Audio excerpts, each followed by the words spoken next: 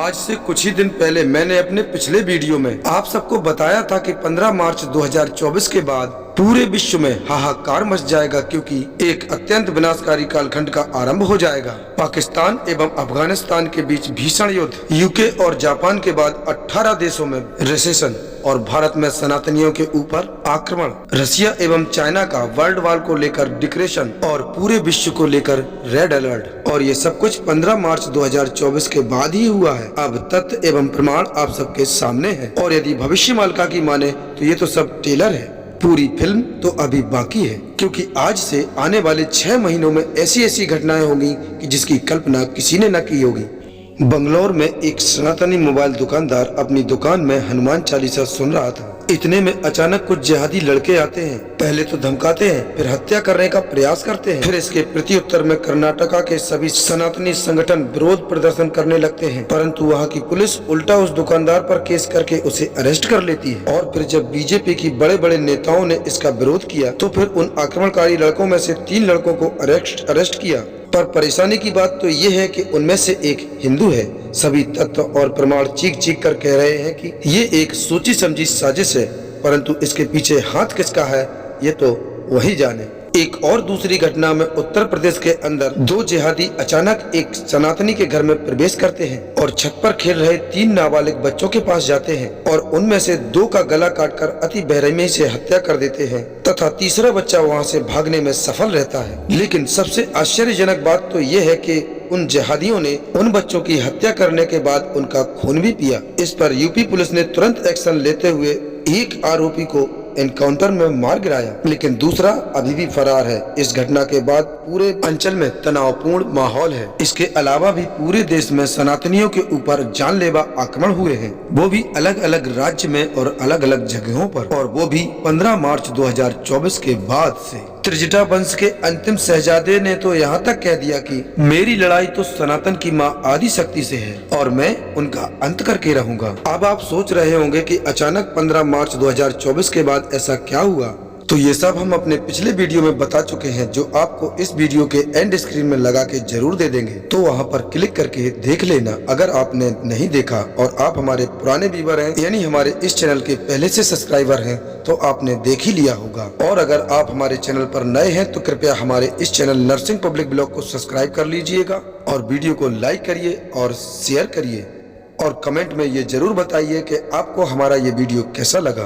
18 मार्च की सुबह पाकिस्तान ने अफगानिस्तान के ऊपर ताबड़तोड़ हमला किया, जिसमें अनेकों प्राण चले गए। प्रत्युत्तर में अफगानिस्तान ने भी पाकिस्तान पर भी ताबड़तोड़ लैंड अटैक किया, जिसमें पाकिस्तान के भी अनेकों सैनिक मारे गए। दोनों देशों के बीच लड़ाई अभी भी जारी है और परिस्थिति को देखकर ऐसा लगता है कि ये लड़ाई एक बहुत बड़े युद्ध का रूप ले सकती है। भारत के विदेश मंत्री डॉक्टर एस जयशंकर ईरान गए थे, जिसके बाद ईरान ने पाकिस्तान पर हमला कर दिया।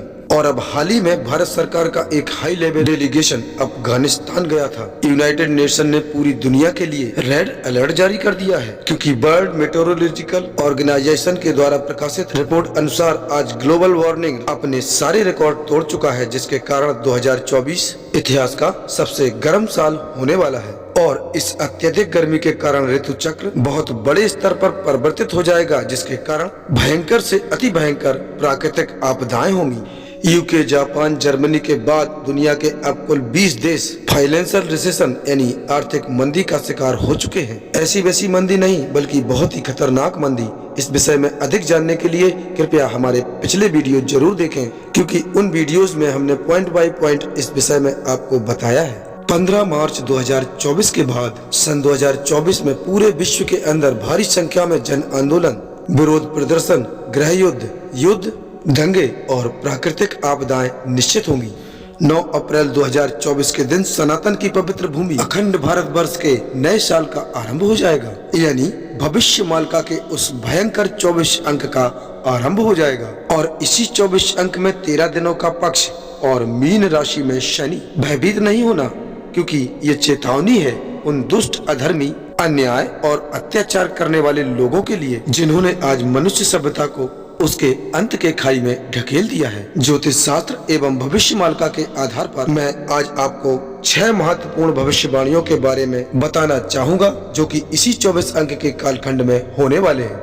नंबर 1, पृथ्वी पर बड़ी संख्या में मनुष्य एवं जीव जंतु मारे जाएंगे, या तो मनुष्यकृत कार्यों से या प्राकृतिक आपदाओं से। नंबर 2, भारतीय उपमहाद्वीप के समुद्रों में 2 अत्यंत शक्तिशाली समुद्री तूफान टकराएंगे, जिनके कारण भारी विनाश होगा। इनमें से एक तूफान बंगाल की खाड़ी यानी वे ऑफ बंगाल से टकराएगा।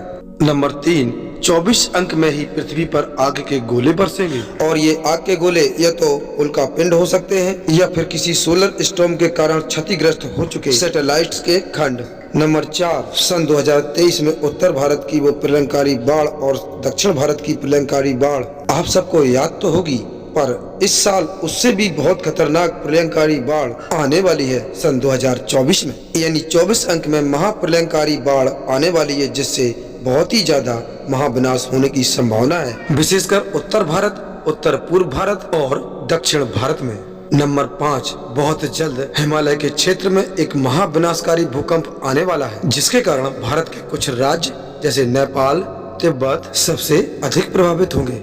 नंबर 6, आज एक के बाद एक दुनिया के अंदर नए नए फ्रंट्स पर युद्ध आरंभ होते जा रहे हैं। कब कौन किस पर हमला कर रहा है किसी को कुछ समझ में ही नहीं आ रहा। मैंने अपने पिछले वीडियोस में भी बताया है और आज भी बता रहा हूँ कि जल्द ही यूरोप एवं गल्फ में युद्ध की चिंगारी भड़कने वाली है। दोस्तों, आने वाले 6 महीने जहाँ इन कलिग्रासित लोगों के लिए कठिन यानी काल साबित होंगे, वहीं सत मनुष्य एवं भक्तों के लिए एक नया अवसर लेकर आएंगे। अवसर मतलब इस माया के संसार से मुक्ति प्राप्त करने का। और तब तक कलयुग के महामंत्र का जाप अवश्य करते रहना। और वो कलयुग का महामंत्र है हरे राम राम राम हरे हरे, हरे कृष्णा कृष्णा कृष्णा हरे हरे। तो दोस्तों, इतना ही था हमारे आज के वीडियो में। अब आपको फिर मिलते हैं 2 दिन बाद किसी अगले वीडियो के साथ। तब तक के लिए नमस्कार, अपना ख्याल रखें और हमेशा मुस्कुराते रहें।